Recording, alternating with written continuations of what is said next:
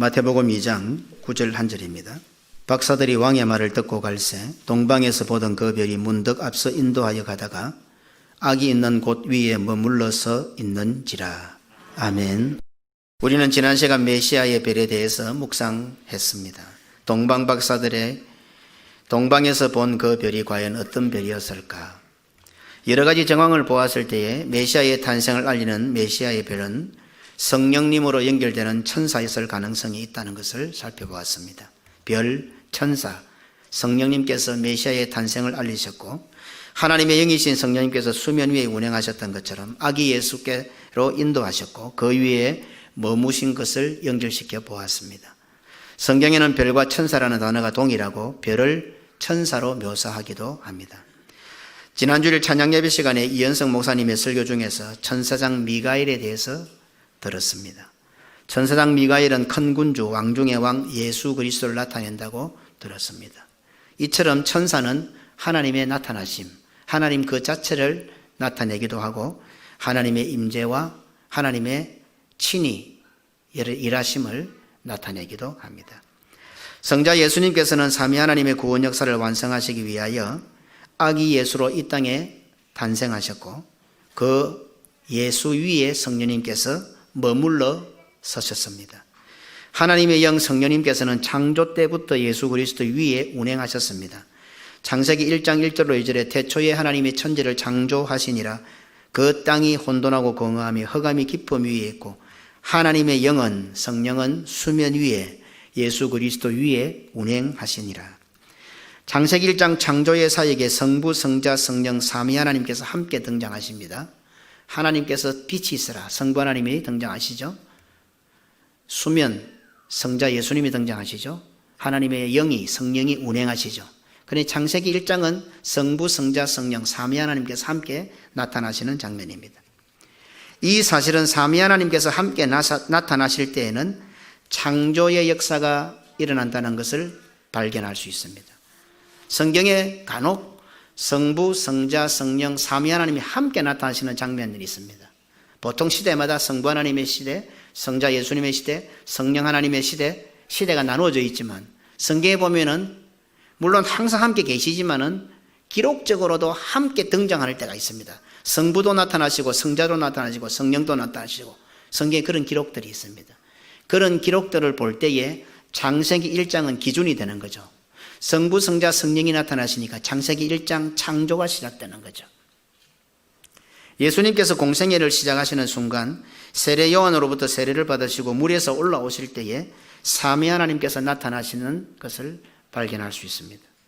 마태복음 3장 16절로 17절에 예수께서 세례를 받으시고 곧 물에서 올라오실새 하늘이 열리고 하나님의 성령님이 나타나셨죠. 비둘기같이 내려 자기 위에 임하심을 보더니 하늘로부터 소리가 있어, 성부 하나님의 소리죠. 하늘로부터 소리가 있어 말씀하시되 이는 내 사랑하는 아들이요 내 기뻐하는 자라 하시니라. 성부 하나님이 나타나셨습니다. 성자 예수님이 세례를 받으시고 물 위에 올라오셨습니다.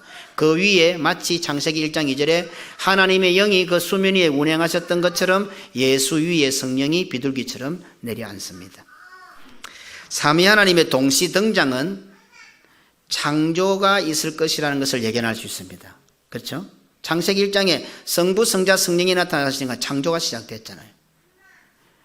예수님께서 공생애를 시작하시는 장면에 세례를 받으십니다. 예수님께서 요단강에서 세례를 받으셨다는 것은 무엇입니까? 공생애를 시작하신다는 선포입니다. 이제 천국 복음을 전하는 예수님의 공생애의 사역이 시작되는 시작을 알리는 그런 장면입니다. 예수님께서 세례를 받으시는 장면에 세례를 받으시고 이제 공생애를 딱 시작하는 첫걸음에 성부 하나님의 음성이 들리고 성령님께서 그 위에 비둘기처럼 내려앉으셨습니다. 성부, 성자, 성령이 다 같이 등장하시는 거죠. 그럼 무엇입니까? 무엇을 예상할 수 있습니까? 창조가 시작되겠구나. 이것을 연상할 수가 있다 이 말입니다.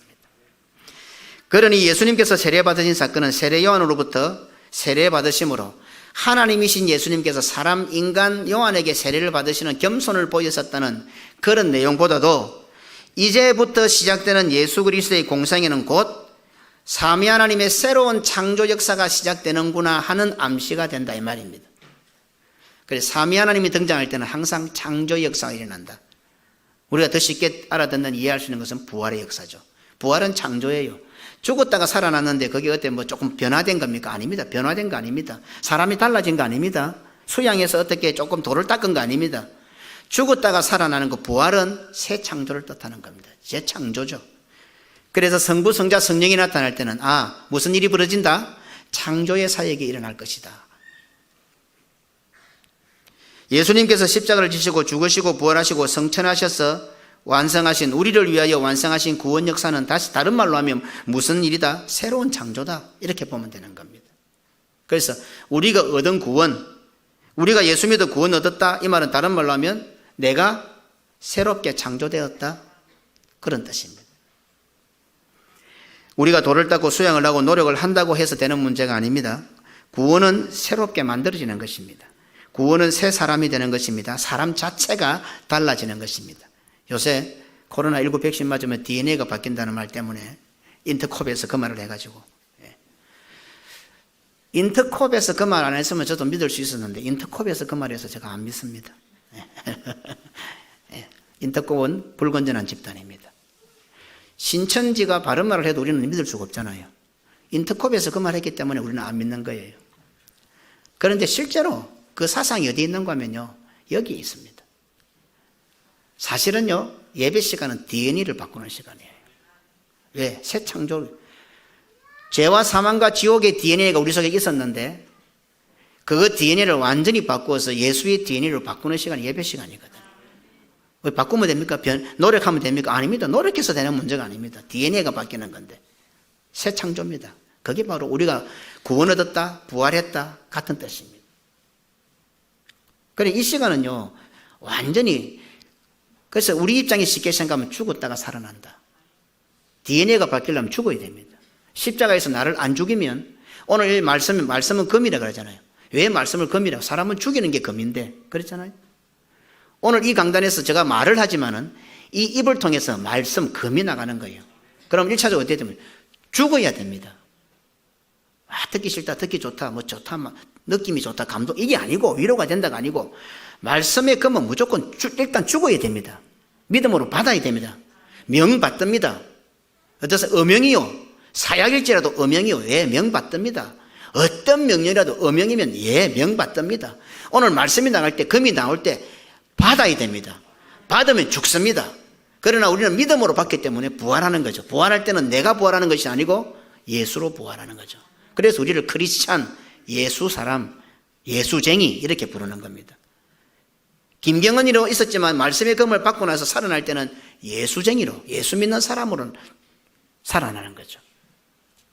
그러니까 창조죠, 이게. 새 창조. 다시 하나님의 형상으로 재창조되는 것입니다. 골로새서 3장 10절에 새 사람을 입었으니 이는 자기를 창조하신 이의 형상을 따라 지식에까지 새롭게 하심을 입은 자니라. 참 재밌죠. 지식은 우리가 갖고 있잖아요. 그 지식은 뻔한 지식인데 뭘 또 새롭게 돼요. 완전히 바뀌는 겁니다. 생각도 바뀌고 마음도 바뀌고 의식도 바뀌고 배웠던 지식까지 경험까지도 싹 바뀌는 겁니다. 새 사람을 입었으니 창조하신 이의 형상을 따라. 그게 예배 시간이에요. 그런데 오늘까지 우리 예배 그래 안 드리거든. 오늘 뭐 설교 잘하는가 보자, 감동이 되는가 보자, 위로가 되는가 보자. 평생을 교회를 다니고 설교를 들어도 어떻게 해요? 하나님의 형상을 따라 새롭게 창조가 안 돼요. 용광로에 넣어서 깡그리 녹여버리고 예수라는 틀에 넣어서 새롭게 찍어내야 합니다. 나를 말씀의 용광로에, 성령의 용광로에 넣어 형체도 없이 녹여버려야 합니다. 자기를 부인하고 날마다 자기 십자가를 진다는 것은 바로 이런 뜻입니다. 오늘 말씀의 금이 와서 나를 찌르고 죽이고 성령의 용광로가, 불같은 용광로가 오늘 나를 녹이는 시간입니다. 깡그리 녹아야 됩니다. 사람이 썩었으면 나중에 뼈만 남고 이빨 뺐다고 그조차도 녹아야 됩니다. 싹 다 녹고, 그리고 다시금 하나님의 형상을 따라 새 사람을 입어야 됩니다. 그것이 바로 예배 시간입니다. 느부갓네살의 풀무불은 근처에 있는 사람들조차 다 삼켜버렸습니다. 다니엘 3장 22절에 왕의 명령이 엄하고 풀무불이 심히 뜨거움으로 불꽃이 사드락과 메삭과 아벳느고로 붙던 사람을 태워 죽였고 평소보다 7배나 뜨거워 던져 넣는 사람도 타 죽을 정도였지만 신의 아들 예수님과 함께 있을 때는 죽음의 사자가 화영금이 넘어가게 됩니다.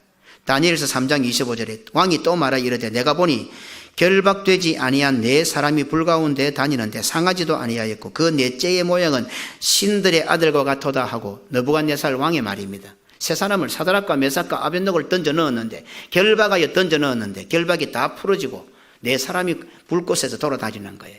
그런데 네 번째 그 사람, 넣지 않은 그 사람은 신의 아들과 같아. 그렇게 느부갓네살이 말하고 있는 겁니다. 느부갓네살의 풀무불이 이 정도였다면 죄와 사망과 지옥의 권세를 녹여버리는 성령의 풀무불은 어떠해야 될까요? 사드락과 메삭과 아벳느고를 태워 죽이는 풀무불도 이 정도였으면 오늘 우리 속에 있는 죄, 사망, 지옥을 태울 풀무불의 뜨거움은 어느 정도나 되어야 될까요? 예배 시간을 만만하게 보면 안 됩니다. 수양 정도로 생각하면 안 됩니다. 내 기분에 좋고 안 좋고를 따지면 안 됩니다. 던져 넣는 사람도 타 죽을 정도의 느부갓네살의 풀무불이었다면 나의 DNA를 녹일 수 있는 인자, DNA가 바꿔집니까? 안 바꿔집니다. 성령의 불에 들어와야 DNA가 녹아버려요. 다른 방법이 없어요. 그러면 그 불기, 그 불꽃의 열기는 어느 정도가 되어야 될까요? 예, 말씀으로 위로를 받습니다. 말씀으로 행복해집니다. 그러나 그는 말씀을 다 받고 난 이후의 일입니다. 지금은 치열하게 그 불꽃으로 뛰어들어야 됩니다. 말씀의 검을 받아내야 됩니다. 그 우리 힘으로는 불가능하죠. 예배는 느부갓네살의 풀무불과는 비교도 할 수 없는 살아계신 하나님의 풀무불, 심판의 불이 지나가는 시간입니다. 예배는 천사의 불칼, 화영검이 두루도는 시간입니다. 창세기 3장 20절에 이같이 하나님이 그 사람을 쫓아내시고 에덴 동산 동쪽에 거룹들과 두루도는 불칼을 두어 생명나무의 길을 지키게 하시니라. 그런데 또 하나 여기에 비밀이 담겨져 있습니다. 어린 양의 피가 있을 때에 그 불칼이 넘어가게 됩니다. 출애굽기 12장 13절에 내가 애굽 땅을 칠 때에 그 피가 너희가 사는 집에 있어서 너희를 위하여 표적이 될지라. 내가 피를 볼 때에 너희를 넘어가리니 재앙이 너희에게 내려 멸하지 아니하리라.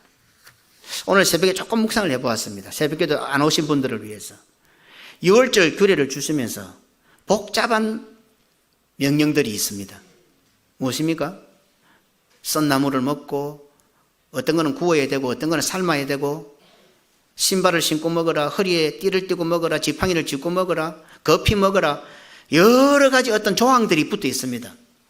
조항들이 붙어 있는데 결국은 어떻습니까? 살아나는 비결은 결국 문지방과 임방에 어린 양의 피가 발라져 있으면 살아납니다.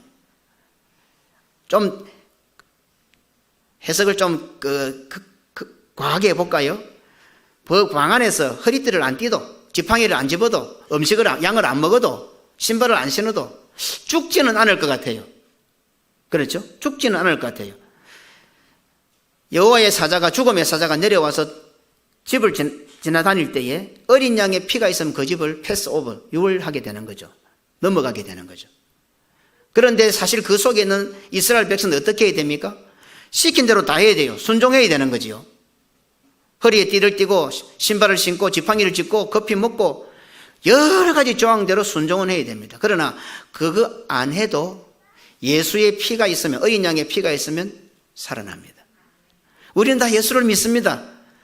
그러니까 우리가 구원의 백성은 맞는 거예요. 그런데 안 하는 거예요. 안 해서 허리띠도 안 띠고 지팡이도 안 짚고 신발도 안 신고 안 먹고 나 안 좋아하는 거라고 안 먹고 안 지키는 거죠. 그런 모습들이 오늘날 한국 교회에 만연해 있는 거죠. 그런데 실제는 믿는 거 맞죠? 예, 예수를 믿으니까 어린 양의 피가, 예수의 피가 묻어 있으니까 죽음의 사자가 넘어가는 거죠. 그런데 그 뒤에 무교절 규례에 들어가면 무서운 게 나옵니다. 당장은 첫째 새끼가, 초태생이 죽지 않는다 하더라도 이렇게 하지 않을 때에는 이스라엘에서 끊어지리라 그렇게 말씀합니다. 무섭지요. 한국교회는 100년 조금 넘었습니다. 처음에는 모두가 다 열심을 다해서 순종했습니다. 어떤 것은 불합리해 보이고 뭐 안 좋아 보이고 왜 너무 교회는 안 하는데 우리 교회만 하나 하고 그렇지만 그러나 순종을 해왔습니다. 그러나 이제 성도들이 똑똑해지니까 별것 아니라 생각합니다. 순종을 하지 않습니다. 몇 대도 안 갔죠. 벌써 한국교회는 끊쳐지기 시작합니다. 나의 자녀에 대해서 끊쳐지기 시작합니다. 성경은 무섭습니다. 예, 예수 믿습니다. 예수의 피가 있으니까 살아났습니다. 구원 얻었습니다. 그런데 끊쳐지고, 내 자녀가 끊쳐지고, 내 손자가 끊쳐지고, 내 친구가 끊쳐지고, 내 가족이 끊쳐지고, 끊쳐져 나가고 있는 거예요. 끊어져 나가고 있는 거. 무섭지요. 죽음의 사자가 어린 양의 피를 보고 넘어갔던 것처럼 예수 그리스도를 보고 심판의 풀무불이, 불칼이, 화영검이 넘어가게 되는 것입니다. 삼위 하나님께서는 예수의 피를 바르는 정도를 넘어 아예 우리를 예수 사람으로, 예수의 몸으로 만들어버렸습니다. 그래서 우리의 구원은 완전합니다. 내가 구원받을 자격이 있어서, 행함이 있어서 구원받는 것이 아니라, 야고보서에 있어서 행함이 없는 믿음은 그 자체가 죽은 걸 했지만은, 그러나 우리의 행함으로 구원받는 것이 아니라 하나님께서, 삼위 하나님께서 우리를 예수의 몸으로 재창조했기 때문에 그것 때문에 우리가 구원을 얻는 거예요. 그래서 완전한 사람, 죄 없는 사람, 그 한 분만이 천사의 불칼, 화영검에 살아날 수가 있어요. 에덴 동산으로 다시 들어가기 위해서, 하나님의 보좌가 있는 예배의 자리로 들어오기 위해서는 어떻습니까? 죄 없는 예수님 외에는 아무도 못 들어옵니다. 왜? 불칼이 다 맞아 죽기 때문에. 그래서 둘째 날에 궁창 위의 물과 궁창 아래의 물, 예수님을 찢으십니다. 예수님께 십자가 달리고 돌아가셨을 때에 성소의 휘장이 위에서부터 아래로 둘이 됩니다. 히브리서 들어가 보면 그 성소의 휘장은 그의 육체라, 예수님 육체라 했습니다. 예수님 몸이 찢어진 거죠. 예수님이 에덴 동산으로 들어가시고 하나님의 보좌가 있는 에덴 들어가시는 예수님만이 그 천사의 불칼이 와서 어떻게 합니까? 패스 오버를 유월하는 거, 유월절이 되는 거죠. 넘어가는 거죠. 예수님을 못 죽이게 돼 있어요. 그런데 우리도 하나님 품으로 들어가야 되는데 우리가 어떻게 노력한다고 되는 문제가 아니에요. 우리가 뭐 행함이 좋다고 해서 구원받는 건 아니에요. 어떤 행함이 있습니까? 하나님께서는 예수님의 몸을 반으로 쪼개놓은 거예요. 예수님의 몸을 쪼개고 통로가 생긴 거죠. 그 통로 속으로 믿음으로 들어오면 에덴 동산으로 들어오는 거예요. 오늘 우리가 예배 자리에 들어온 것은 그냥 들어온 것이 아니라 하나님 아버지가 자기 아들을 두 동강으로 궁창 위의 물과 궁창 아래의 물로 성소의 휘장을 위에서부터 아래로 찢어놓은 것처럼 자기 아들의 몸을 찢어 통로로 만들고 그 통로를 통해서 오늘 우리가 하나님의 보좌 앞으로 교회 이 예배자로 오게 된 거예요. 그러니까 그 예수의 몸이 어떻게 천사의 화영검 불칼이 오다가 예수님의 몸을 보고 넘어갈 때 우리는 그 통로 속으로 들어와서 하나님 보좌 앞으로 에덴 동산으로 들어오게 된 거죠. 이거 예배예요. 우리가 칼을 맞고 죽는다니까 우리는 안 되는 사람들이에요. 그러나 우리 대신에 예수님께서 그 칼을 맞고 자기 몸을 쪼개신 거예요. 그래서 어떻게 해요? 성경의 1장에 보면은 유독 둘째 날만 하나님 보시기에 좋았다란 말이 없는 거예요. 다른 것도 다 마찬가지지만 차마 하나님께서 보실 때에 그러한 구원의 비결을 넣어놓고 자기 아들이 찢어지는 그 순간에 아버지가 차마 보시기에 좋았다라 하실 수가 없었던 거예요. 최근 들어 좀비 영화가 대세입니다. 한때 드래곤볼이라는 만화 영화가 매우 큰 인기를 얻었습니다. 드래곤볼 7개를 모으면 이전에 죽었던 모든 사람이 다 살아나는 결론입니다. 그러다가 죽여도 또 다시 살아나는 좀비 시리즈가 오늘 대세를 이루고 있습니다. 이런 영화, 이런 문화는 죽여도 죽지 않는 자기 자신을 발견하게 합니다. 평생을 교회 다니고 몇 대를 이어 예수를 믿고 주의를 지키고 예배에 참석하여 말씀을 듣고 거룩한 직분을 받아 하나님의 영광을 위하여 산다고 하면서도 자기 자신이라는 것은 끝까지 죽지 않고 계속 살아나는 좀비와 같습니다. 묵상을 하고 기도를 하고 헌신을 하고 충성 봉사를 하고 결단을 하고 회개의 눈물을 흘리고 이제 자기 자신은 다 죽이고 예수님의 모습이 되어가는 듯 하다가도 언제 그랬는지 자신도 모르는 사이에 드래곤볼 7개를 다 모아 더 강력한 자신으로 화려하게 되살아나는 모습을 재현하고 있습니다. 목숨보다 더 소중하게 강조하던 신앙이나 사상이나 가치나 명분, 교회와 복음과 그리스도를 위한 거룩한 열정을 우리는 살뜰리게 강조를 하고 있습니다. 목사님 저도, 장로님들도, 집사님들도, 권사님들도, 적어도 개금교회 성도라면 말입니다. 이 정도 되면 나와 세상 광고도 없고 오직 주님만 살고 계시는 것 같이 느껴집니다. 그런데 일순간 지극히 개인적인 자신의 감정과 기분 손해 앞에서 그 모든 신앙들은 물거품으로 변해버립니다. 이렇듯 자신이란 좀비는 죽여도 또다시 살아납니다. 이처럼 나라는 존재는 곰팡이처럼 세균처럼 무좀처럼 좀처럼 죽지를 않습니다. 이제 변종 바이러스가 되어 전에 사용하던 백신 정도로는 엄두도 못 냅니다. 신앙생활에 그런 것 많죠. 전에는 이 정도만 툭 던져도 아이고 하나님 잘못했습니다 회개하고 울고 처리하고 금식하고, 이제는 변종 바이러스가 생겨가지고 아주 막 이 몸에 저항력이 많이 생겼어요. 어지간한 강력한 주사를 놔도 안 통해요, 이제는. 이미 죄와 사망과 지옥의 좀비가 되어 죽여도 계속해서 되살아납니다. 모든 것 다 내려놓고 예수님의 뒤를 따라 십자가를 지겠다고 하면서도 항상 뒷호주머니 속에는 드래곤볼 7개를 준비하고 있습니다. 목사님 저도, 장로님들도, 집사님들도, 권사님들도 교회를 위하여, 그리스도 복음을 위하여, 주를 위하여. 그러다가도 항상 뒷호주머니에는 드래곤볼 7개가 딱 준비되는 거예요. 이제 완전히 죽였다 싶은 그 순간에 드래곤볼 7개를 끄집어내요. 더 강력한 자기 자신으로 되살아나고 변신을 거듭합니다. 예수를 닮아가는 것이 아니라 자기 자신이 더 강력해지는 것 같습니다. 어떻습니까? 내가 처음 교회 나왔을 때보다, 교회에 대해서 잘 모를 때보다 오랜 동안 한평생 교회를 다니고 이제 척하면 아는 때 신앙이 더 좋아지신 것 같습니까? 예수님을 좀 많이 닮아가는 것 같습니까? 저는 말이라도 그래 합니다. 요즘 들어서 그런 것 같아요. 또 그래 하려고 노력을 해요. 오늘 제가 올해 환갑이 되니까 쭉 돌아보니까 많이 착해졌어요. 별로 다 긍정을 안 하시는 것 같은데 착해지려고 노력을 합니다. 노력은 좀 해야 안 되겠습니까? 그런데 자기 자신은 안 없어지는 거예요. 제가 전도사 때보다 강도사 때보다 목사 초년생보다 오늘 저희 주장이 더 안 강하겠습니까? 우리가 한평생 예수 믿고 곧 주님 부르시면 주님 앞에 설 날이 다가오는데도 여전히 자기는 우뚝 솟은 바벨탑처럼 오벨리스크처럼 자기가 헤롯이 되어 군림하고 있습니다. 코로나19는 이런 우리를 향하신 하나님의 경고가 분명합니다. 이미 죄와 사망의 좀비가 되어 있기에 우리는 죽는다 해도 안 죽는 존재가 되어버렸습니다. 죽고 싶어도 죽지 못하는 존재가 되어버렸습니다. 참 힘들죠. 그런 영화 보죠. 자기가 죽고 싶은데 안 죽어지는 거예요. 또 살아나는 거예요. 죽고 싶은 마음도 없지만 죽으려 해도 죽지 못하는 존재들이 되어버렸습니다. 그런 우리들에게 이 세상에서 가장 허술해 보이는, 정말 허술하기 짝이 없는 고백을 우리들에게 하게 하십니다. 하나님의 이 미련한 방법을 보십시오. 미련한 전도라더만은 하나님의 방법이 얼마나 미련해 보입니까? 철두철미하게도 안 되는데 얼마나 허술한 방법, 허술하기 짝이 없는 방법으로 우리를 구원해 내십니다. 우리에게 뭐를 주면 고백을 하게 하십니다. 예수님을 나의 구주로 믿는다는 고백을 하게 합니다. 사람의 제일된 목적은 하나님의 영광을 위하는 것이라 고백을 하게 합니다. 하루에도 수없이 말을 바꾸는 우리들 아닙니까? 기분과 감정을 따라 내 말이 안 바뀝니까? 그 말에 무슨 신뢰가 있다고? 그런 내 입에다가 하나님께서는 예수님을 나의 구주로 믿는다는 고백, 그 고백을 탁 하게 하십니다. 그 고백이 무슨 영향력이 있겠습니까? 저 사람은 말 한마디 하면 꼭 지킨다더라. 우리가 예수님을 나의 구주로, 예수님을 나의 왕으로 고백은 하지만은 여전히 자기가 왕이잖아요. 자기가 헤롯이잖아요. 그리고 그런 고백을 할지라도 말 안 지키잖아요. 배신하잖아요. 문제는 하나님도 그 사실을 알고 계십니다.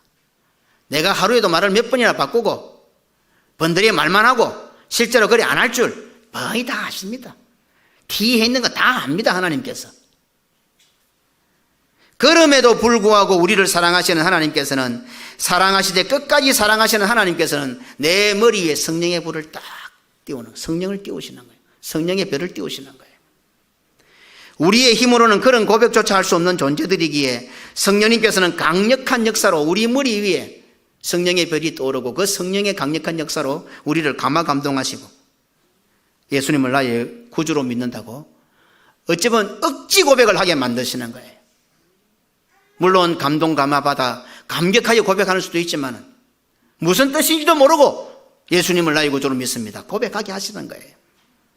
바로 그 순간, 예수님을 나의 구주로 고백하는 그 순간, 예수님 그리스도가 나의 구주라는 그 고백이 내 입에서 떨어지는 순간 어떤 현상이 벌어집니까?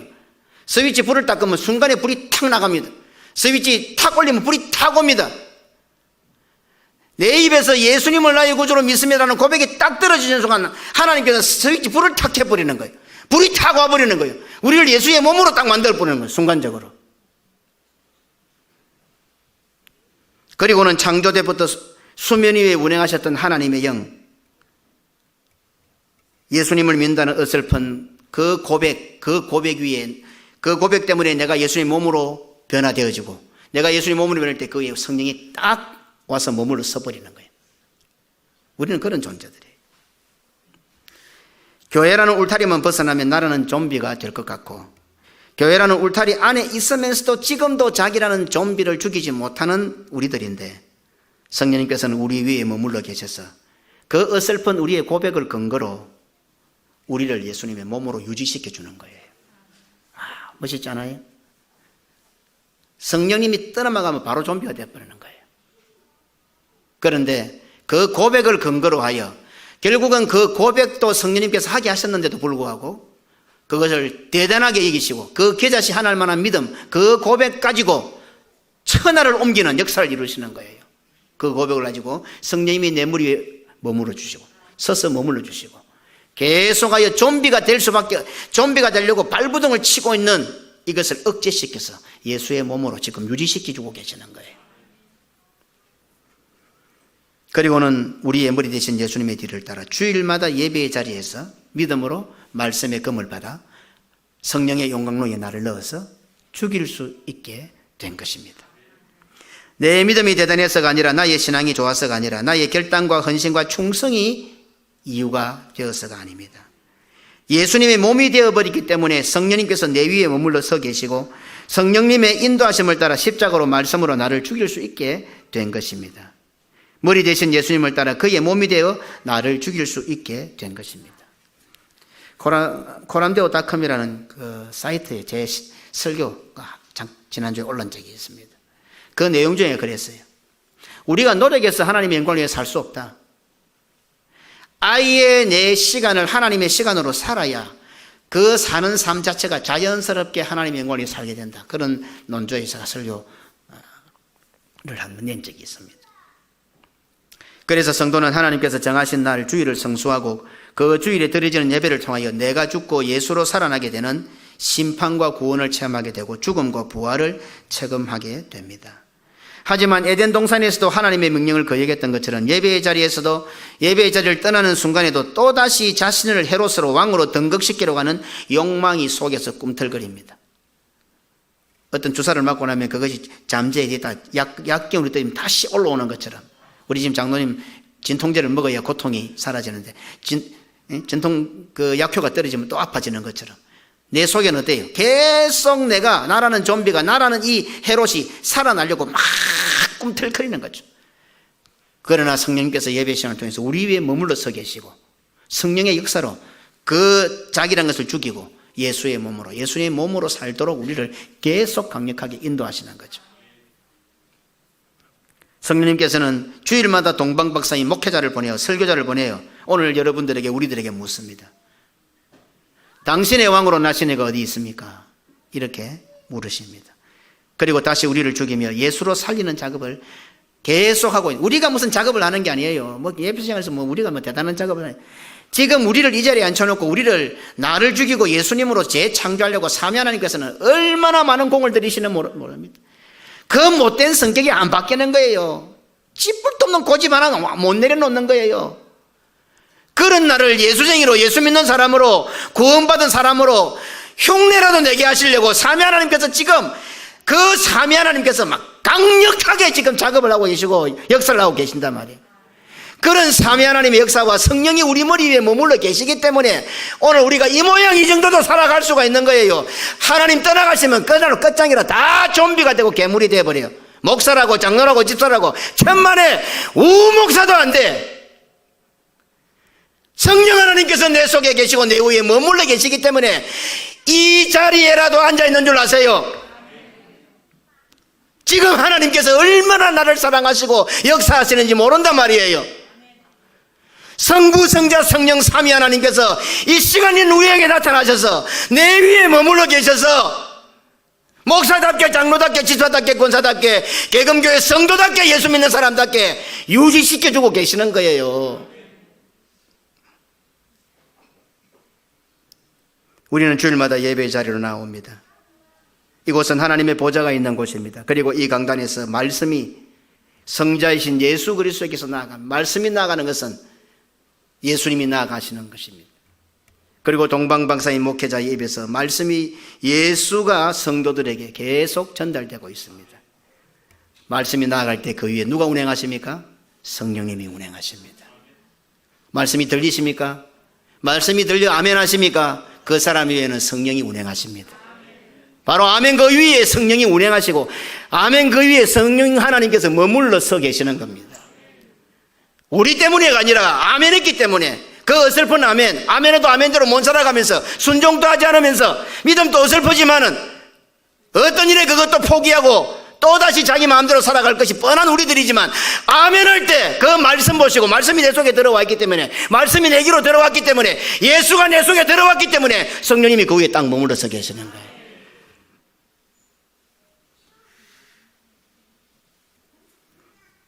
그러니 지금 예수님을 나의 구주로 믿고 예배드리는 성도들에게는 예수님께서 내 속에 계신다는 증거가 되는 거고 예수님께서 내 속에 계시기에 성령님께서는 지금 내 위에 머물러서 계시는 것입니다. 이 사실을 사도행전은 다음과 같이 기록합니다. 사도행전 2장 3절에 마치 불의 혀처럼 갈라지는 것들이 그들에게 보여 각 사람 머리 위에 하나씩 임하여 있더니 성령의 불이 갈라져서 오늘 각 사람 머리 위에 예수께서 말씀하신 대로 성령의 나타나심을 기다리며 기도에 힘썼던 그들에게 하나님의 예수의 말씀을 따라 순종하는 그들에게 성령의 불이 혀처럼 갈라져서 각 사람 머리 위에 그 불이 하나씩 임하여 있더니 오늘 지금 우리 머리들 위에는 전부 다 그 사람 보지 말고 그 사람 머리 위에 있는 불 성령을 봐야 돼. 성도들은 그 사람이 아니라 하나님이 성령 하나님이 우리 머리 위에 지금 임하여 있는 거예요. 그게 바로 우리들이에요. 내 속에 예수가 계실 때에 말씀에 아멘하고 순종할 때에 성령님께서 내 위에 머물러서 계십니다. 예배 시간은 삼위 하나님의 임재가 극명하게 나타납니다. 하나님 아버지의 보좌로 나왔고 성자 예수님의 말씀이 선포되고 예수님이 나아가시고 그 예수님 위에 성령께서 머물러 계시며 운행하고 계십니다. 그러니 지금 이 예배 시간 어떻습니까? 성부, 성자, 성령 삼위 하나님께서 우리와 함께 하시는 시간입니다. 그렇다면 무슨 일이 벌어질 것 같아요? 이미 서론에 살펴보았습니다.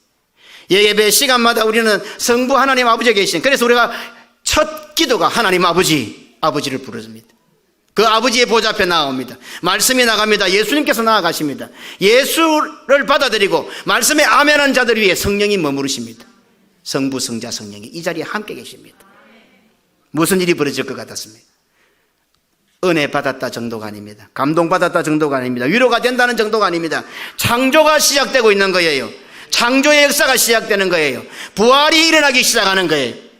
그래서 바른 예배를 드리는 자에게는 새로운 창조가 주어지고 사람이 변화되고 바뀌고 절망이 소망으로 낙담이 희망으로 불신이 신앙으로 미움이 사랑으로 완전히 바뀌는 거죠. 예배는 내가 죽었다가 예수로 살아나는 시간입니다.